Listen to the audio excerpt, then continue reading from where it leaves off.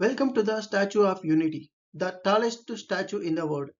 This massive monument is dedicated to Vallabhbhai Patel, one of the India's greatest leaders, known as the Iron Man of India. Standing at 597 feet and 787 feet including its base, it holds the title of the world's tallest statue. The statue is partially constructed of iron from recycled tools collected from farmers across India.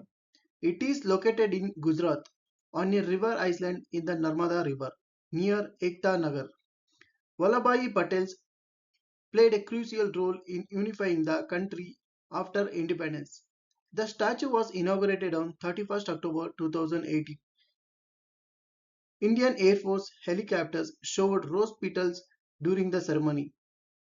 More than just a statue, it stands as a powerful symbol of unity, strength, and national pride. Thank you for watching. Please subscribe for more videos.